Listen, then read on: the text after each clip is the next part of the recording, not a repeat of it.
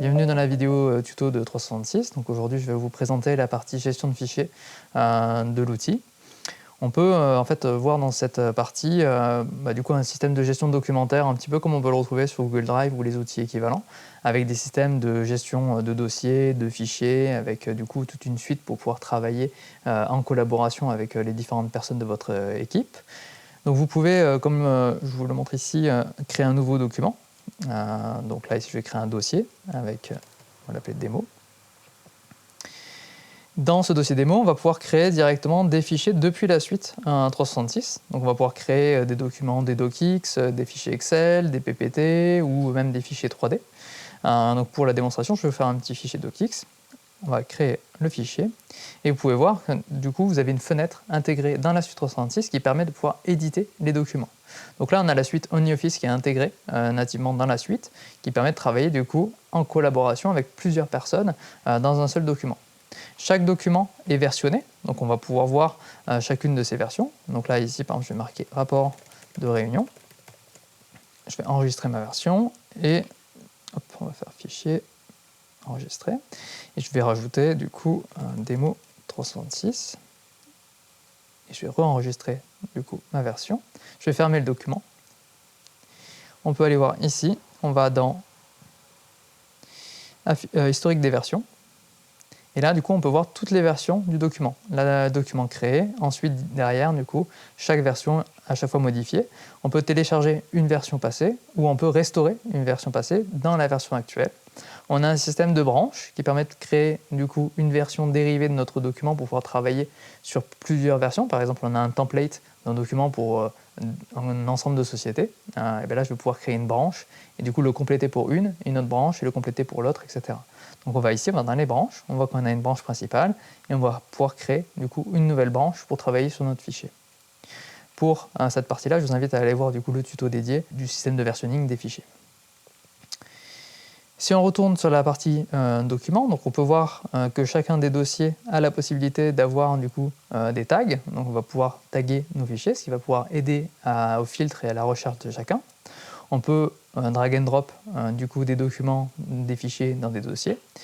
On a du coup tous les systèmes de filtres nécessaires pour retrouver rapidement un document et à travers du coup ces boutons-là. Donc on peut trier par type de document, on peut trier par date, on peut trier par taille, on peut trier par flag justement, les différents tags qu'on a pu rajouter sur nos documents, ou même les couleurs, on peut rajouter des couleurs sur des fichiers et des dossiers, ce qui nous permet de pouvoir gagner du temps dans la recherche des documents.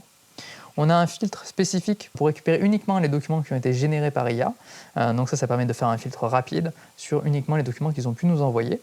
Et on a du coup un moteur de recherche qui permet de chercher de manière globale dans les fichiers. On a aussi la possibilité, quand on est dans un document, de l'éditer et on a du coup un bouton IA qui permet de pouvoir questionner l'IA avec ce fichier-là afin de rechercher une information spécifique à l'intérieur, etc. Donc ça marche avec les PDF, avec les docx, avec les fichiers Excel, etc. Elle a uniquement comme vision le document sur lequel on est en train de travailler. Si on souhaite, on peut ouvrir plusieurs fenêtres et avoir plusieurs documents. Par exemple ici, j'ai un fichier docx et un PPT ouvert, donc j'ai deux fenêtres de disponibles et je peux utiliser l'IA sur l'une ou l'autre. On a la possibilité à travers ce bouton ici d'ouvrir dans un nouvel onglet du coup le document en plein écran, nous permettant de pouvoir lire plus efficacement le document. On a aussi la possibilité de réduire les fenêtres en cliquant sur ce bouton-là, et ce qui nous permet de pouvoir le garder à disponibilité quand on va sur d'autres modules de la plateforme 366 et qui nous permettront après de le réouvrir et de continuer à travailler dessus. Vous avez également la possibilité de partager des fichiers et des dossiers avec des collaborateurs internes ou externes en cliquant sur le bouton « Partager » ici, et vous pouvez du coup définir à qui vous souhaitez partager ce document. Donc là, par exemple, on voit que je suis le propriétaire et je peux rajouter Tom du coup dans la liste et lui définir en tant que lecteur, commentateur, éditeur ou administrateur du fichier. Éditeur, il va avoir le droit du coup de le modifier, mais il n'aura pas le droit de l'effacer parce qu'il n'est pas administrateur. Administrateur, on a le droit de supprimer carrément le document. Commentateur, s'il a le droit uniquement de rajouter des commentaires sur les fichiers docx ou autre type de documents. Et lecteur, il peut uniquement visualiser le fichier. Dans la partie équipe, on va pouvoir partager notre document à une équipe créée au préalable du coup, dans l'administration. Je vous invite à aller voir le tutoriel dédié. Et vous avez du coup une partie lien public qui vous permet de mettre à disposition pour tous le fichier que vous souhaitez ou les dossiers que vous souhaitez. Donc vous pouvez définir le niveau de permission de ce lien public. Est-ce que vous voulez que les personnes qui ont accès à ce lien puissent modifier, supprimer des documents? Est-ce que vous voulez que ce lien expire au bout d'un certain temps? Ici on a un jour, 7 jours, 30 jours, etc. Après la date d'expiration, le lien n'est plus valide et les personnes ne peuvent plus télécharger le document. Et ensuite, on a la possibilité de mettre un mot de passe sur la partie, sur le lien public, qui permettront de sécuriser l'accès à ce fichier.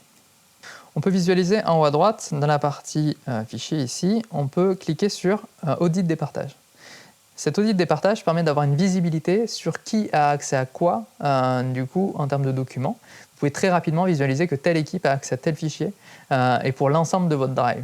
Donc ça fait gagner énormément de temps et ça permet de vous rassurer aussi sur le contrôle de votre donnée et l'accessibilité, qui a accès à quoi. Vous pouvez très rapidement cliquer sur le bouton Révoquer pour supprimer un accès à quelqu'un et retrouver le contrôle de votre document.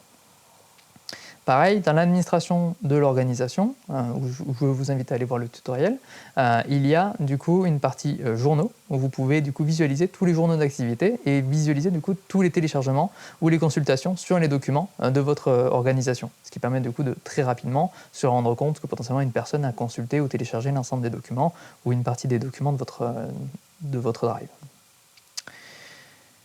On peut visualiser les fichiers qui sont exclus pour l'IA.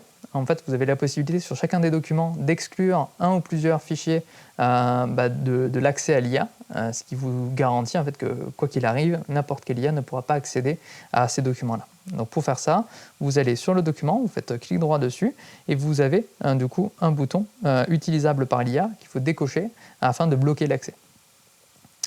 Également, la partie Drive a une fonctionnalité de signature électronique. Vous pouvez, à travers un PDF, faire clic droit dessus et cliquer sur « Demander une signature ». Ici, vous pouvez définir les différents signataires avec leur nom, leur prénom et leur adresse mail. Et après, suivre tout le process pour pouvoir demander une signature. C'est une signature de niveau 1, mais qui peut être pratique pour pas mal déjà d'éléments. On travaille sur la signature de niveau 2 et niveau 3 en ce moment. Vous pouvez visualiser aussi dans la partie information, les informations essentielles du fichier ou du dossier que vous souhaitez consulter. Et donc vous allez avoir en fait la taille du document, le type de document, l'espace dans lequel il est, le nombre de versions qu'il contient et les dates, donc quand est-ce qu'il a été créé, etc. Dans la partie fichier, vous avez la possibilité de changer également l'affichage. Donc vous pouvez visualiser en format document classique ou en format liste. Et donc quand on clique ici, on a une vue liste et on peut déplier des dossiers directement ici sans devoir rentrer dans le dossier pour pouvoir aller consulter les différents documents. Merci pour votre écoute. Je vous invite à aller voir les autres tutoriels de l'application et à bientôt.